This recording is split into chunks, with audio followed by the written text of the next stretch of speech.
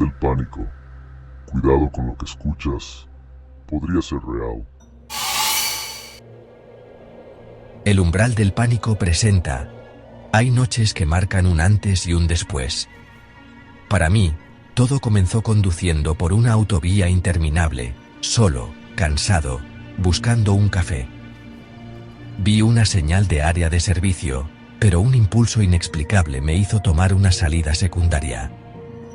La carretera se volvió estrecha, oscura, sin señales ni cobertura. El aislamiento era total. El asfalto se deterioraba, los árboles formaban un túnel opresivo. Cada kilómetro me alejaba más de la civilización.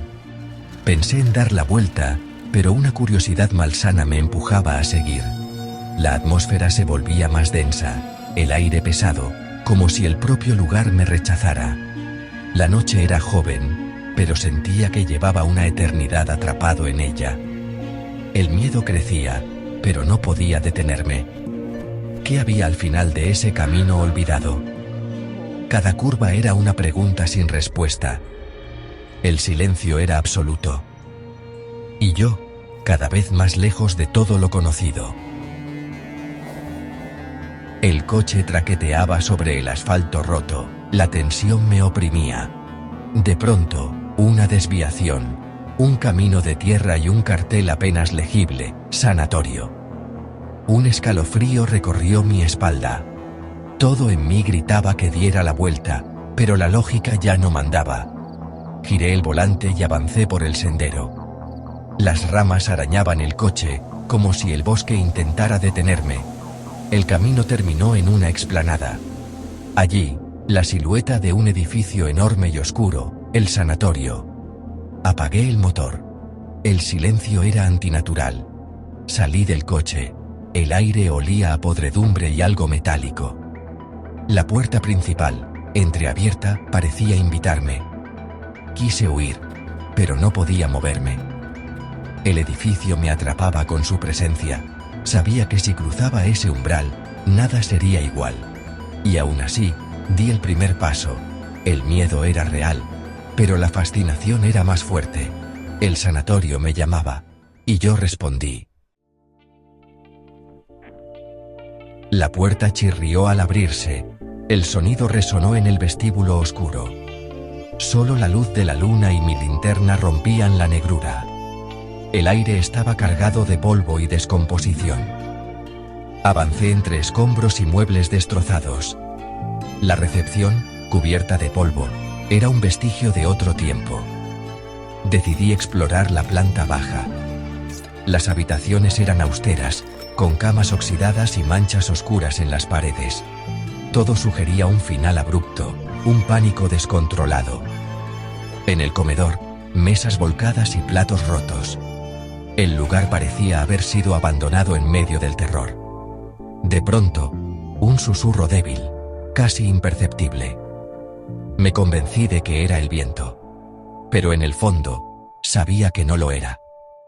El silencio volvió, pero la inquietud ya no me abandonaría. Algo más habitaba ese lugar. Y yo lo había despertado. El susurro me dejó en alerta máxima. Seguí explorando, impulsado por una mezcla de miedo y curiosidad. Llegué al ala administrativa. La puerta de archivos cedió tras unos empujones. Dentro, estanterías repletas de carpetas y un aire seco, cargado de moho. Empecé a revisar historiales médicos. Al principio, diagnósticos comunes: tuberculosis, enfermedades respiratorias. Pero luego, los informes cambiaban. Crisis nerviosas, paranoia, histeria colectiva. Los pacientes oían voces, susurros.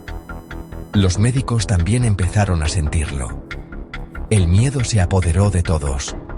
El sanatorio se convirtió en una prisión para mentes atormentadas. Los susurros eran una plaga invisible. Nadie escapaba a su influencia. El mal no era físico, sino algo que habitaba en el aire. Y yo estaba respirándolo. No había reproductor, pero encontré una grabadora antigua bajo una pila de carpetas. Contra todo pronóstico, funcionaba.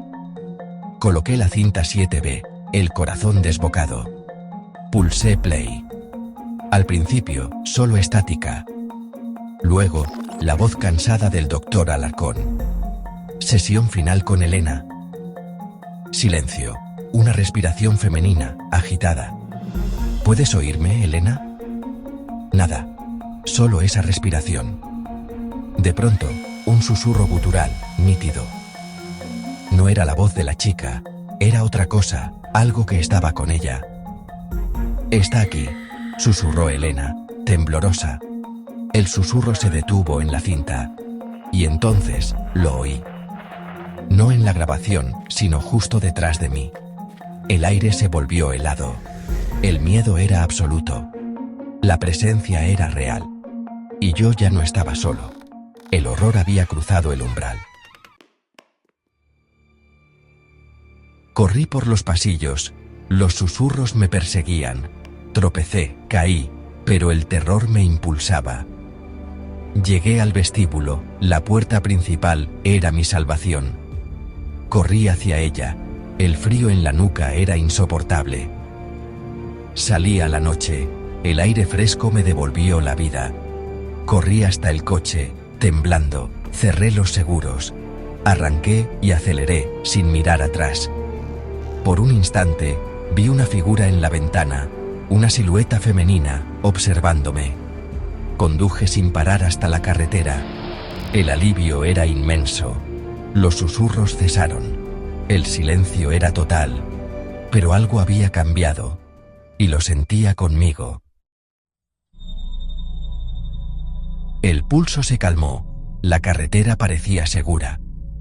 Intenté convencerme de que todo había sido una pesadilla. Pero el diario y la cinta en mi bolsillo eran demasiado reales. Busqué la autovía, la normalidad. Miré el espejo retrovisor. No vi la carretera. En el asiento trasero, reflejada, había una mujer, joven, pálida, con el pelo oscuro y un camisón sucio. Me miraba fijamente, ojos vacíos. Era Elena. No grité, no pude. En el reflejo, ladeó la cabeza y susurró. No lo oí con los oídos, sino en mi mente. Era la voz de la cinta, la voz del sanatorio. No puedes huir, susurró. Ahora somos uno. El coche se desvió. Lo último que vi fueron las luces de un camión. Y en el espejo, su sonrisa. El horror nunca termina.